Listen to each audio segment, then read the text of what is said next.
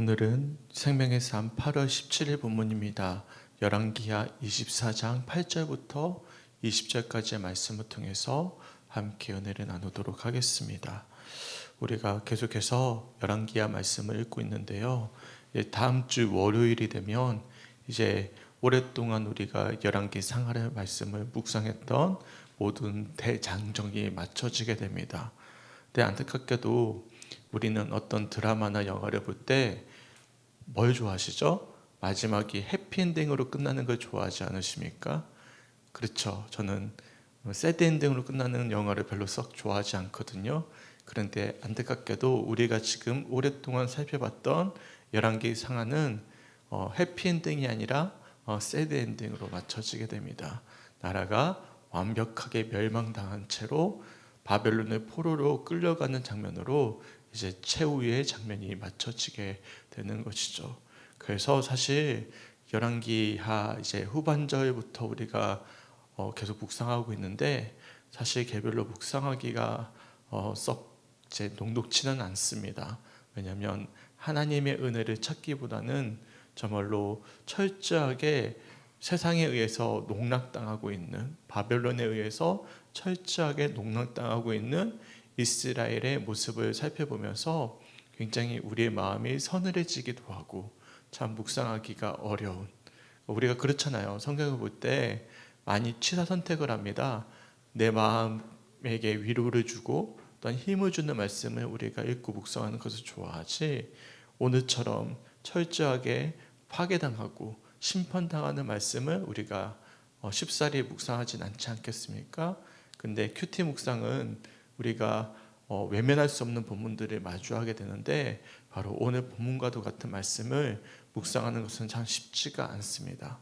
하지만 이런 말씀들을 통해서 다시 한 번 더 우리의 모습과 신앙을 하나님 앞에서 점검해 볼 수 있는 우리 성주교회 성도들이 되시길 주님의 이름으로 간절히 축원합니다. 아멘. 어제 말씀에서는 여호와아스 왕과 여호야김 왕에 대해서 잠깐 우리가 살펴보았는데 오늘은 여호야김 왕이 죽고 나서 그의 아들인 여호야긴이 왕이 되는 모습을 살펴보게 됩니다.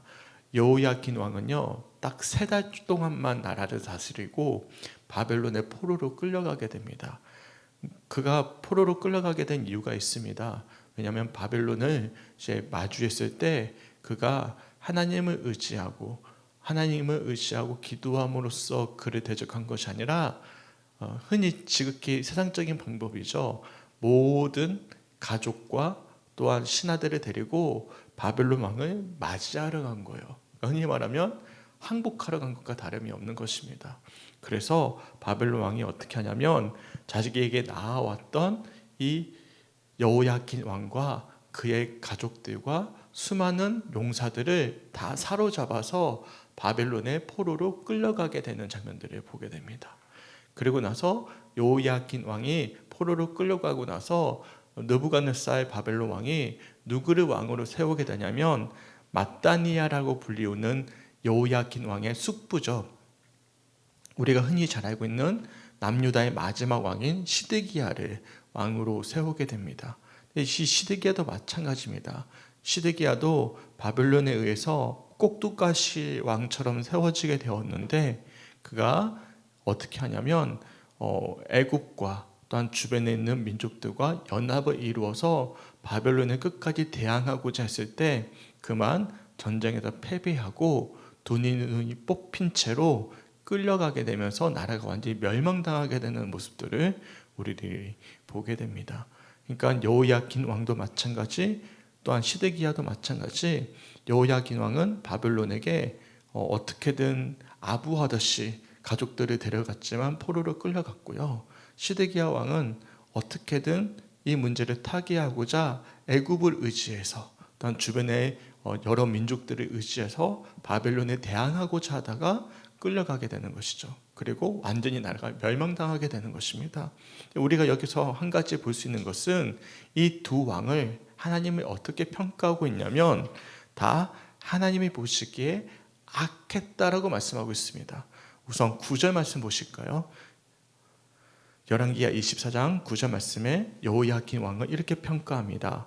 여호야긴이 그의 아버지의 모든 행위를 따라서 여호와께서 보시기에 악을 행하였더라 라고 말씀하면서 이 3개월 동안의 치세였지만 여호야긴 왕이 하나님을 의지하지 않았음을 우리들이 분명히 알 수가 있습니다.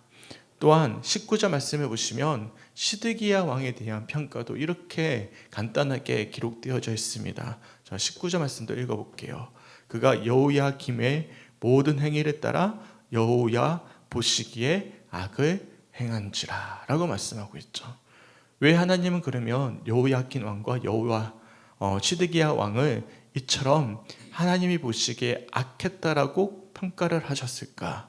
우리가 이 열왕기하 말씀만 보면 명확하게 좀 알 수가 없어요. 간단하게만 왕의 어떤 치사를 기록하고 있기 때문에 왜 이렇게 간단하게 말씀하셨을까 명확히 캐치하기가 어려운데요. 사실 그들에게 희망이 없었던 것은 아니었습니다. 여호야김 왕부터 시작해서 시드기야 왕까지 활동했던 선지자가 있었어요. 그 선지자가 누구냐면 예레미야였습니다. 다 아시죠? 눈물의 선지자 예레미야. 이 예레미야 선지자가 여호야김 왕 때부터 해서 계속해서 이 여호야긴 왕에게도 마찬가지고 그리고 시드기야에게도 마찬가지고 계속해서 하나님의 뜻을 알려주었습니다. 그런데 다들 아시잖아요. 왜 예레미야의 선지자의 배명이 눈물의 선지자이겠습니까? 왕들이 예레미야 이야기를 전혀 귀담아 듣지 않고 계속 엘레미야를 죽이고자 하고 또한 심지어는 거짓 선지자 하나냐와 같은 이들의 이야기에 귀를 기울였기 때문입니다. 그러다 보니까 하나님은 분명히 선지자를 통해서 바벨론을 대항하지 말아라. 하나님을 온전히 섬기지 않는 우상을 다시금 섬기기 시작했던 너희를 심판하기 위해서 바벨론이라는 악한 도구를 사용하셔서 너희들을 계속해서 경고하고 심판하고자 하신다라는 하나님의 뜻을 이 예레미야 선지자를 통해서 왕들에 계속 알려주었단 말이죠. 하지만 그들은 그 이야기에 귀담아 듣지 않습니다. 보시면 여호야긴 왕은 어떻게 하죠? 지극히 인간적인 방법을 어떻게 그 위기를 타개하고자 바벨론 왕에게 항복하듯이 조공하듯이 자기의 어떤 가족들과 용사들을 이끌고 찾아간 것이었고요. 시드기야 왕은 이 예레미야의 이야기에 귀담아 듣지 않고 끝까지 주변의 애굽을 의지해서, 사실 애굽이라는 것이 세상을 뜻하는 아주 대표적인 나라이지 않겠습니까? 그 애굽을 의지해서 어떻게든 하나님의 뜻이 아니라 자신의 의지대로 그 문제를 해결하고자 했을 때 결국에 나라는 완전히 멸망당하게 된다는 사실을 우리들이 말씀을 통해서 묵상해 볼 수가 있는 것입니다. 근데 우리도 마찬가지입니다. 우리도 어떠한 문제를 마주할 때면, 우리가 어떤 문제가 마주했다면 하나님께 나와서 기도해야 되고 하나님께 온전히 의지해야 되고 하나님께 맡겨드려야 되는데, 그 이전에 우리가 먼저 하는 것들이 있죠. 무엇입니까? 내 힘으로, 내가 가지고 있는 방법으로 이 위기를 타개하고자 우리가 노력을 하는 것들이 더 많이 있지 않겠습니까? 하나님은 이 문제를 가지고 나와서 기도하기를 원하시고 말씀 앞에 온전히 맡겨드리기 원하는데, 우리가 하나님께 온전히 맡겨드리기보다는 우리가 조금이라도 내 힘이 남아있었을 때, 내 생각이 남아있었을 때 하나님께 맡겨드리기보다는 내 생각과 알량한 지식으로 그 위기를 이겨내고자 할 때가 얼마나 많이 있는지 모릅니다. 소망하기는 오늘 이 말씀들이 사실 은혜를 찾기는 어려운 말씀이에요. 하지만 반대로 생각해보면 우리가 그럴 때일수록 하나님께 온전히 믿음으로 나아가며 의지하고 맡겨드리기를 소망할 수 있는 우리 성주교회 성도들이 되시길 주님의 이름으로 간절히 축원합니다. 아멘. 우리가 하나님의 방법이 아니라 인간의 방법으로 우리가 이 위기를 타개하고자 했을 때 결국에는 하나님께서 지금까지 세워주셨던 모든 것들이 한순간에 물거품이 될 수 있다는 사실을 또한 기억하셔야 됩니다. 예를 든다면 여호야긴 왕이 예레미야 선지자 이야기를 듣지 아니하고 자신의 방법대로 이 느부갓네살 왕에게 어떻게 보면 잘 보이기 위함이었겠죠. 신복들을 다 데리고 가서 이렇게 찾아가게 됩니다. 12절 말씀해 보시면 이렇게 말씀하거든요. 유다의 왕 여호야긴이 그의 어머니와 신복과 지도자들과 내시들과 함께 바벨론 왕에게 나아가매 왕의 자본이 때는 바벨론 왕 8째 해니라 라고 말씀하고 있죠. 그러니까 여호야긴이 그의 어머니와 신복과 지도자들과 내시들과 함께 바벨론 왕에게 나아갔다라고 말씀하고 있잖아요. 이게 능동적인 표현이거든요. 그러니까 직접 자신이 의지적으로 바벨론 왕에게 찾아간 것입니다. 왜 찾아갔을까요? 인간적인 방법이죠. 어떻게든 이 위기를 자신의 힘으로는 타개할 수가 없으니까 어떻게든 왕에게 잘 보이기 위해서 찾아간 거예요. 그런데 잡혀버린 것입니다. 3개월 만에 잡혀서 이어지는 14절 15절 말씀을 보시면 16절까지 말씀이죠. 모든 백성과 모든 지도자들과 모든 용사 만명과 장인과 대장을 다 사로잡아가지고 바벨론의 포로로 끌려가 버립니다. 그런 과정들 속에서 정말 안타까운 편이 하나 있습니다. 그게 13절 말씀이거든요. 13절 말씀 보실까요? 그가 여호와의 성전의 모든 보물과 왕궁 보물을 집어내고 또 이스라엘의 왕 솔로몬이 만든 것 곧 여호와의 성전이 금 그릇을 다 파괴하였으니 여호와의 말씀과 같이 되었더라. 우리가 열왕기 말씀을 쭉 처음에 묵상하면서 솔로몬 왕이 성전을 세우기까지 얼마나 오랜 세월이 걸렸고 얼마나 수많은 사람들의 헌신이 담겨져 있었는지를 우리가 살펴보지 않았습니까? 그런데 그게 한순간에 물거품이 되어버리는 거예요. 한순간에 무너져 버리는 것이죠.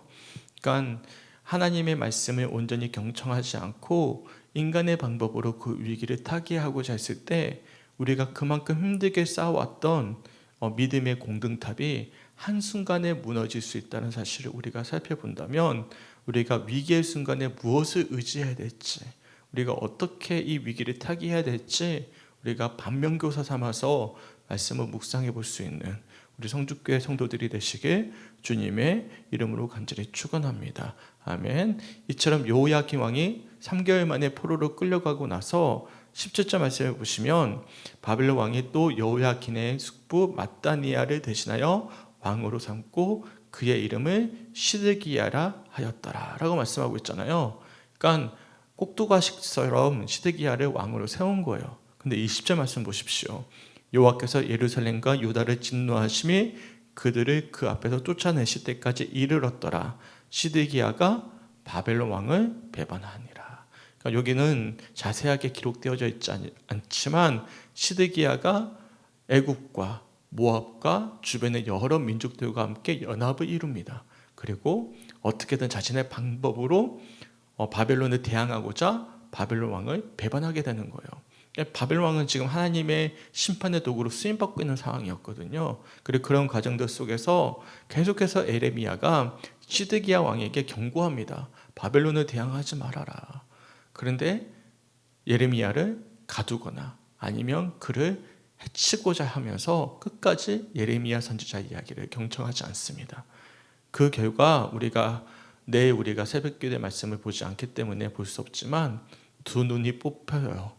그가 뽑히기 전에 마지막으로 본 장면은 무엇이었냐면 자신의 금쪽 같은 아들이 바벨론 왕에 의해서 죽임을 당하는 모습을 마지막으로 보게 되는 것이죠. 그러니까 비참한 최후를 맞이하게 되는 거예요. 그런 모습을 우리들이 말씀을 통해서 살펴볼 수가 있는 것입니다. 근데 하나님은 기회를 주지 않으신 게 아니에요. 기회를 계속 주셔요. 하나님의 사람을 보내셨습니다. 오늘 본문에는 없지만 예레미야 선지자를 보내신 거예요. 그리고 바벨론을 대항하지 말아라. 너희가 지금까지 지은 죄에 대한 하나님의 합당한 대가를 너희가 받고 있는 중에 있다. 이것은 달리 표현하면 뭘 의미하죠? 회개해라. 돌이켜라. 비록 지금 너희들이 심각한 위기 가운데 있지만 그럴 때일수록 예레미야 선지자를 통해서 주신 하나님의 말씀에 경청해서 하나님께 돌이켜라라고 이야기하고 있지만 그들은 하나님의 말씀에 온전히 경청하고 돌이키기보다는 여호야긴 왕과 시드기야 모두 다 인간적인 방법, 자신의 어떤 알량한 지식을 가지고 어떤 생각을 가지고 위기를 타개하고자 하는 모습들을 보게 되는 것이죠. 우리도 마찬가지입니다. 혹여나 문제가 있으십니까? 어려움이 있으십니까? 그러면 우리가 먼저 해야 될 것은 무엇입니까? 위기의 순간일수록 어려울 때일수록 우리가 먼저 해야 될 것은 다른 것이 아니에요. 하나님의 말씀을 경청하는 것입니다. 주님께 나와 기도하는 것입니다. 하나님을 붙잡아야 되는 것입니다. 소망하기는 오늘 주시는 말씀을 통해서 다시 한 번 더 우리의 신앙과 우리의 지금의 현재의 주소를 다시 한 번 더 정직하게 되돌아볼 수 있는 우리 성축교회 성도들이 되시길 주님의 이름으로 간절히 축원합니다. 아멘. 근데 우리에게는요, 예레미야 선지자와 같이 우리들에게 계속해서 조언해 주고 계시는 분이 계십니다. 누구실까요? 네, 말씀이고 또 특별히 우리 예수님이시잖아요. 예수님이 계속해서 우리들에게 말씀해 주고 계십니다. 우리들에게 날마다 우리가 어렵고 힘들 때일수록 말씀을 통해서 예수님이 우리들에게 예수님을 의지할 것을, 무겁고 수고하고 무거운 짐진 자들아 다 내게로 와서 그 무거운 짐을 다 내게 맡길 것을 말씀하고 있습니다. 그런데 예수님 잠깐만요.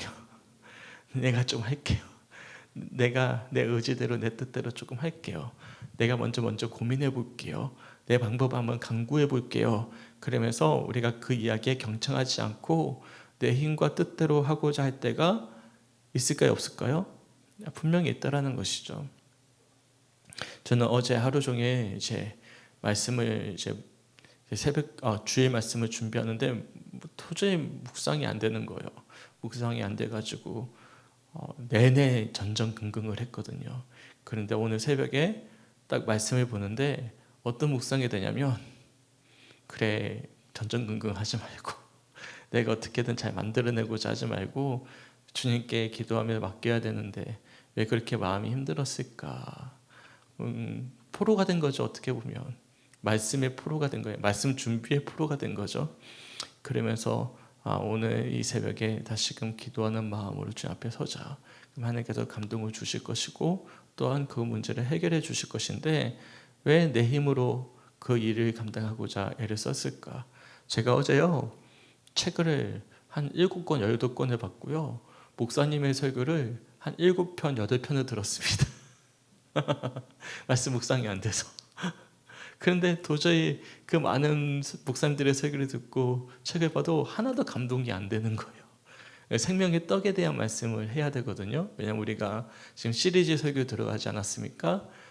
예수님께서 자신을 밝혀주시는 나는 생명의 떡이다. 이 표현이 첫 번째로 예수님께서 자신을 밝혀주셨던 자신의 계시였거든요. 근데 아무리 내가 책을 보고 설교를 들어도 영 제 마음 가운데 이제 은혜가 되지 않는 거예요. 그래서 어젯밤에는 잠을 이루지를 못하는 거예요. 이게 압박감이 되어져서. 그런데 오늘 말씀을 보니까 이게 내가 스스로 뭔가를 준비하려고 하니까 이게 아무것도 안 되는 것이구나라는 생각이 드는 거예요. 제 이야기 하는 거예요. 그러니까 한 가지 예를 든 거예요. 그러니까 성도님들도 마찬가지입니다. 혹여나 건강의 문제, 물질의 문제, 어떤 여러 가지 관계의 문제, 신앙의 문제, 그런 문제들이 있지 않겠습니까? 그럼 우리가 먼저 하나님께 와서 기도하고 맡겨드리기보다는 잠깐 하나님의 뜻을 멈춰두고, 음성을 듣기에는 우리가 잠깐 멈춰두고 한번 내가 할 수 있는 최선을 한번 다 해보는 거예요. 근데 이게 문제가 안 풀리죠. 안 풀리고 결국에는 우리가 무너졌을 때 그때야 비로소 하나님께 의지한단 말이죠. 소망하게는 그러기 이전에 우리들에게 날마다 말씀하고 계시는 그 예수님의 음성에 우리가 먼저 귀 기울여 볼 수 있는 우리 성주교회 성도들이 되시게 주님의 이름으로 간절히 축원합니다. 오늘 말씀 보십시오. 반면교사 삼아야 돼요. 여호야김 왕도 마찬가지고 시드기야 왕도 마찬가지고 이 말씀에서는 기록되어져 있지만 하나님은 계속 기회를 주고 계십니다. 예레미야 선지자를 통해서 계속 말씀하고 계십니다. 우리가 먼저 귀담아야 될 것은 우리의 생각과 뜻대로 먼저 뭔가를 해결하고자 하기보다는 그 말씀 앞에 우리가 경청했을 때 비록 바벨론에게 포로로 잡혀가더라도, 바벨론에 의해서 멸망을 당하더라도 그 가운데 하나님은 분명히 역사하시고 새로운 희망을 보여주실 것이란 말이죠. 그런데 여호야긴 왕은 오랫동안 포로로 잡혀요. 나중에 한 몇십 년이 지나고 나서야 나중에 포로에서 풀려나게 되고요. 시드기야 왕은 제가 앞에서 말씀드린 것처럼 두 눈이 뽑힌 채로 아주 비참한 최후를 맞이하게 되는 것이거든요. 그러니까 소망하게는 이런 안타까운 이 왕들의 마지막 만루의 모습이 우리의 신앙의 여정이 아니었으면 좋겠습니다. 생각해 보세요. 하나님은 분명히 선택한 백성입니다. 여호야긴 왕도 마찬가지고 시드기야 왕도 마찬가지고 하나님께서 불러주셨던 하나님의 나라의 왕들이잖아요. 그런데 결국에는 그들이 그런 비참한 말로를 마주했다라는 것은 우리에게 반면교사가 될 수 있다는 사실을 기억하시면서 우리들에게 들려지는 오늘 말씀을 통해서 다시 한번 더 우리가 힘들고 어려우고 위기 그 순간에 하나님을 정말 믿음으로 먼저 의지하고 내 생각과 내 뜻대로 해결하기보다는 하나님께 온전히 맡겨드릴 수 있는 우리 성주교회 성도들이 되시길 주님의 이름으로 간절히 축원합니다. 아멘. 그래서 참 어려워요. 열왕기하 말씀 마지막에 묵상하는 것이 참 어렵습니다. 왜냐하면 계속 비참하고 안타깝고 정말로 우리가 정말 새드 엔딩을 봐야 되는 그런 어떤 마지막 말로를 우리가 봐야 되기 때문에 사실 이번 주 내내 말씀 묵상하는 것이 참 어려웠지만 그 말씀을 통해서 감사한 것은 지금 제 모습과 우리 교회 모습과 우리 성도들의 모습을 또한 반면교사 삼아서 바라보게 하시는 말씀인 것 같아요. 우리 성도들 다들 어려운 환경 가운데 계시거든요. 다들 문제가 있으시거든요. 너무 자기 힘으로 문제를 해결하고자 전전긍긍하지 마시고 기도할 수 있는, 말씀을 먼저 경청할 수 있는, 예수님을 먼저 의지할 수 있는 우리 성주교회 성도들이 되었으면 좋겠습니다. 결국에는 그 문제를 해결하실 분은 누구십니까? 우리 주님이 해결해 주시죠.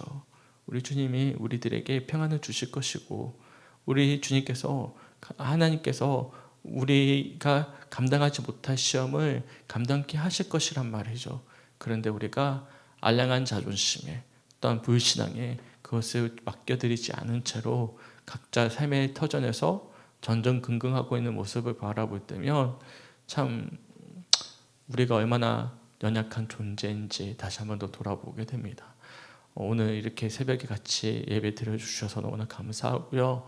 각자 주어진 삶의 터전에서만 전전긍긍할 것이 아니라 주님께 나와 기도하면서 하나님을 의지하고 붙잡으면서 우리에게 주어진 이 삶의 위기를 주님께 온전히 의탁하고 각자 주시는 말씀을 온전히 믿음으로 붙잡고 정말로 주님의 뜻하심 가운데 온전히 세워져 갈 수 있게 주님의 이름으로 간절히 축원합니다. 사실 이스라엘이 멸망당하는 것은 이미 예정되어져 있었어요.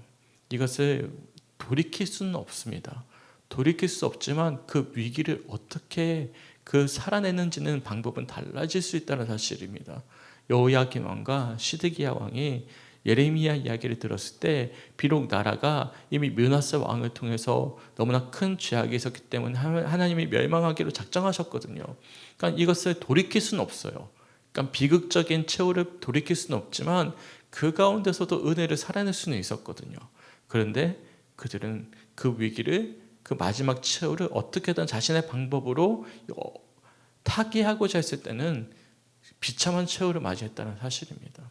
그러니까 우리에게도 마찬가지입니다. 저는 그렇게 생각해요. 우리가 기도한다고 모든 문제가 해결될 수 있다고 생각하진 않습니다. 그러니까 예정되어 있는 것들이 분명히 있어요. 예를 들면 우리가 아무리 기도하더라도 질병의 문제를 이겨내지 못할 수도 있어요. 그게 우리의 생명의 끝일 수도 있습니다. 아니면 어떤 물질의 문제도 마찬가지고요. 근데 그 문제가 해결되는 것은 둘째 문제예요. 그 어려운 상황 속에서도 우리가 새롭게 그 가운데 은혜를 찾고 살아낼 수 있다는 사실을 기억하셨으면 좋겠습니다. 그러니까 문제를 해결하는 것이 우선이 아니죠. 그 문제 속에서 은혜를 누리고 살아내는 것이 우선인 것이죠. 우리 사실을 우리가 생각해 본다면 우리의 믿음의 어떤 모습이 완전히 달라질 수 있다는 사실입니다. 그러니까 문제는 그대로 있을 수 있어요. 하지만 뭐가 달라지는 거예요? 우리의 마음이 달라지는 것이고 우리의 영혼이 달라지는 것이고 주님과의 관계가 달라지는 것이죠. 그게 기독교 신앙의 신비입니다. 세상 사람은요, 문제가 해결되는 것이 문제 해결이 복이라고 생각하지만 우리는 문제 안에서 새로운 삶을 살아내는 것이 또한 하나님이 주시는 참된 신비거든요. 그게 기독교 신앙의 능력입니다. 보십시오. 예수님의 제자들도 그렇고 초대교회인들도 그렇고 그들이 간절히 기도했을 때 순교하지 않았습니까? 순교했잖아요. 순교했지만 그들이 순교가 저주였습니까? 아니요. 하나님의 은총이었거든요. 그러니까 예정되어 있는 것들 것들 속에서 그들이 어떻게 살아냈는지는 완전히 달라지는 문제가 되어버리는 거예요. 그런데 이미 이스라엘이 멸망당하기로 일단 하나님께서 작정해 놓으셨기 때문에 이 여호야긴 왕도 마찬가지고 시드기야 왕도 마찬가지고 이것을 피할 수는 없었어요. 하지만 그 가운데 살아내는 방법은 달라질 수 있었단 말이죠. 그것을 예레미야가 계속 경고합니다. 바벨론에게 항복해라. 바벨론에 항복해라 라고 계속 강조하거든요. 근데 그들은 그것을 용납할 수가 없었던 거예요. 자신의 알량한 자존심과 불신앙 때문에 끝까지 바벨론에게 대항하다가 결국에는 비참한 최후를 둘 다 마주하게 됐던 것입니다. 그러니까 우리도 마찬가지예요. 우리에게 주어진 이 문제가 해결되는 것이 또 중요하겠지만 문제 앞에서 우리가 어떻게 살아내는가는 완전히 다른 문제가 되어져 버리는 것입니다. 그러니까 우리가 기독교의 신앙을 오해해서는 안 돼요. 우리가 주일날 다시 한 번 더 말씀드리겠지만 예수 믿으면 무조건 잘 됩니까? 예수 믿으면 다 축복받습니까? 그럼 예수 안 믿을 사람이 어디 있겠습니까? 그거는 우리가 생각하고 있는 정말 잘못된 신앙이거든요. 당연히 예수님은 우리들에게 축복을 주시고 잘되게 하십니다. 하지만 그 잘됨은 우리 영혼의 잘됨이고 생명의 양식의 잘됨이지 우리의 어떤 문제가 마치 도깨비 방망이처럼 뚝딱하고 완전히 달라지는 것을 뜻하는 것은 아니거든요. 근데 우리가 그런 어떤 잘못된 신앙 속에 넘어져 있는 경우들이 많이 있거든요. 우리가 많이 혹여나 힘들고 어려울 때 그 가운데서 은혜를 찾아가는 것, 이것은 완전히 다른 문제거든요. 이거는 주일날 다시 한 번 더 말씀을 좀 나누었으면 좋겠습니다. 왜냐하면 이스라엘 백성들은요, 좀 말이 길어지긴 하는데 오병이어의 기적을 경험하고 나서 배가 불렀잖아요. 그러니까 그들이 뭘 찾기 시작하냐면 계속 배부르기 원하는 거예요. 근데 예수님은 그들의 배를 불러주기 위해서 오신 분이 아니었거든요. 영원한 생명의 양식을 주기 위해 오셨던 분이시거든요. 근데 이스라엘 백성들은 그게 복이 아닌 거예요. 예수님이 복이 아니라 배부르는 게 복인 거예요. 그래서 결국에는 그들이 내가 생명의 양식이다라고 이야기했을 때 모두 다 예수를 떠나버립니다. 그러니까 그게 이제 세상 사람들이 생각하는 복이거든요. 예수님이 중요한 게 아니에요. 근데 예수님은 우리들에게 뭘 주기 원하시냐면 배부름을 주기 원하시는 것이 아니라 생명의 양식인, 영원한 생명의 양식인 예수님 그분 자신을 우리들에게 주기 원하신다는 사실이죠. 이거 조금 말이 세기는 했지만 오늘 말씀에 비춰본다면 이미 바벨론에 의해서 멸망당하기로 작정된 상황 속에서 예레미야 선지자는 계속해서 멸망당할 것이다, 항복해라, 이것이 하나님의 심판의 결과이다라고 이야기하지만 이 여호야긴 왕도 그렇고 시드기야 왕도 그렇고 그 말씀을 경청하지 않고 인간적인 방법으로 그 문제를 타개하고자 했을 때 결국에는 하나님의 심판을 역행하는 결과를 가져오게 된 거예요. 그리고 그들은 비참한 최후, 정말로 하나님이 주시는 은혜 가운데 그 위기를 살아내는 것이 아니라 결국에는 그 위기에 잠식당하는 그런 모습들을 보게 되는 것입니다. 조금 제가 말이 세긴 했지만 오늘 말씀을 통해서 한번 깊이 묵상해 보셨으면 좋겠습니다. 짧은 말씀이고 간략한 말씀이고 아주 무거운 말씀이지만 우리가 이 말씀을 개별로 깊이 묵상해 보셨을 때 사실 참 많은 것들을 돌아보게 하는 그런 영적인 도전의 말씀들입니다. 우리의 신앙을 비춰볼 수 있는 말씀이기도 하고요. 그래서 소망하기는 오늘 주시는 말씀을 개별로 묵상해 보시면서 제가 지금 어떤 말씀을 드리는지 아리까리 하실 수도 있어요. 그런데 굉장히 제가 되게 중요한 영적인 어떤 말씀을 좀 드렸습니다. 개별로 잘 묵상해 보시면서 오늘 말씀 가운데 정말로 우리가 어떻게 이 위기 속에서 하나님의 뜻을 살아내야 될지 다시 한 번 더 깊이 돌아볼 수 있는 우리 사랑하는 성주교회 성도들이 되시길 주님의 이름으로 간절히 축원합니다. 아멘. 우리 함께 기도했으면 좋겠습니다. 토요일은 예배를 위한 기도인데요. 세 가지 기도 제목 위해서 기도해 주셨으면 좋겠습니다. 첫 번째, 목회자가 진리의 말씀을 전하는데 필요한 모든 것을 주님이 아시오니 넉넉히 채워주시도록. 두 번째, 예배를 위해 애쓰는 모든 손길 위에 하나님의 위로와 평강, 기쁨이 날마다 더하여지도록. 세 번째, 습관적으로 드리지 않고 마음과 정성과 힘과 뜻을 다하여 온전한 예배자가 될 수 있도록 함께 기도해 주셨으면 좋겠습니다. 토요일은 예배를 위한 기도입니다. 우리 내일 있을 예배를 위해서 우리가 함께 기도해 주셨으면 좋겠는데, 저를 위해서 기도해 주셨으면 좋겠어요. 조금씩 회복하고 있지만 또한 저에게는 기도가 참 필요합니다.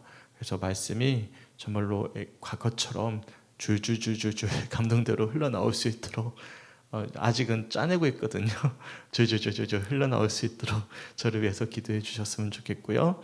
그리고 저는 그렇게 생각해요. 말씀을 전하는 자도 중요하지만 말씀을 전하는 자만큼이나 중요한 것은 말씀을 듣는 분들의 마음의 상태라고 생각합니다. 그렇지 않습니까? 정말로 은혜로운 말씀이 들리더라도 우리 마음이 강박하면 그 말씀이 귀에 하나도 안 들어오는데요. 정말로 정말 준비가 안 되거나 엉망진창인 설교를 하더라도 우리가 한 말씀을 찾고자 애를 쓴다면 거기서 은혜를 받거든요. 저는 과거에는요, 제 예배 드릴 때 딱 말씀 들으면 알잖아요.